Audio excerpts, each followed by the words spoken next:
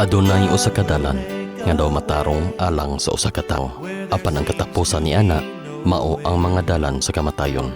Proverbio 14, bersikulo 12. Busa si Jesus miingon, ako mao ang dalan ug ang kamatuoran ug ang kinabuhi. Walay bisan kinsa nga makaabot sa amahan kun dili pinaagi kanako. Juan 14, bersikulo 6. Mga kapaglaom, welcome sa atong programa, Ang Dalan sa Kinabuhi. Karon nga takna atong isgutan ang unang bahin sa paglakaw sa dalan, ilalom sa gugma, uban ang ikatulong sugo. Tungod sa gugma sa Dios kanato, iya kitang gihatagan sa napulo ka mga sugo aron mogiya kanato sa pagkinabuhi isip na higugma kaniya sa tibok natong kasing-kasing, tibok natong kalag o tibok natong sa labotan. Ato nang naisgutan ang una og ikaduhang sugo nga mahitungod sa pag-ila kaniya og pagdangop diha kaniya. Ug karon atong isgutan ang ikatulong sugo. Siya nagsulat sa papan nga bato pinaagi sa iyang tudlo nga mabasa sa Exodus kapitulo 20 bersikulo 7. Dili mo pagagamiton ang ngalan ni Jehova nga imong Dios sa pagpasipala, kay si Jehova dili mag-isip nga walay sala ni adtong nagagamit sa iyang ngalan sa pasipala. Kinsa ba kanato ang makaako sa pagpasipala o paggamit sa ngalan sa atong hinigugma ngadto sa makadaot kaniya? Kung kita nahigugma sa tao, dili kita makaako sa pagdaot kaniya. Maingon usab ni ana sa Dios. Ayaw gamita ang ngalan sa Dios sa pasipala. Unsa ba ang pasipala? Gikan kini sa orihinal nga pinulungan, shav. Pasabot nga makadaot, walay pulos, pagpanglingla, ug magamit usab kini sa kahulugan nga pagpamakak, mali o walay bili. Sa kasagaran, ginainterpretar kini nato ngadto sa mali ug walay kapuslanan nga paglitok sa ngalan sa Dios. Gani, ang uban ginagamit pa sa pagpamalikas.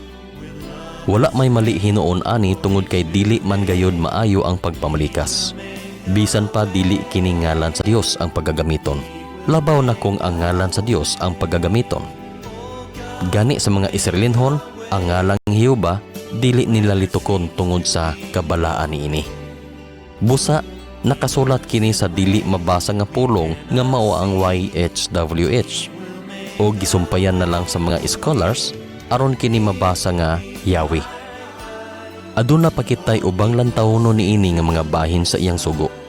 Apan sa karon nga pagpamalandong, atong sutaon kung ang atong pagsampit sa ngalan sa Dios anaa ba sa insaktong paggamit o may katuyuan ba? Ato usab sutaon kung ang atong pagtawag kaniya sa pagampo, dili ba sa panahon nga daw sa wala lang kanato, basta lang kay nakaampo, apan sa kasing-kasing wala di ay. Mga kapaglaom, sa atong paglakaw sa dalan sa kinabuhi, atong tagaan o gibug-aton ang pagsampit sa Dios. Atong siguruhon nga aduna kitay pakigdugtong kaniya sumala sa gisulat sa unang sugo. Ug anaa kita sa insaktong paagi sa pagdangop kaniya sumala sa gisulat sa ikaduha nga sugo. Labaw sa tanan, atong sutaon nga ang atong pagsampit sa iyang ngalan gikan sa tibuok natong kasing-kasing, tibuok natong kalag ug tibuok natong sa labutan. Busa, dili nato kalimtan nga atong ipagamot sa atong kasing-kasing ang mga pulong sa Dios sama sa awit ni David nga nagaingon, ang imong pulong maoy lamparahan sa akong mga tiil o kahayag sa akong alagianan. Salmo 119:105. Kini si Pastor Victor Navarro mag-ingon, nga anaara sa atong pagpili, kung unsa nga dalan ang atong subayon. Og hinaot, ang dalan sa kinabuhi, mao ang atong palabihon.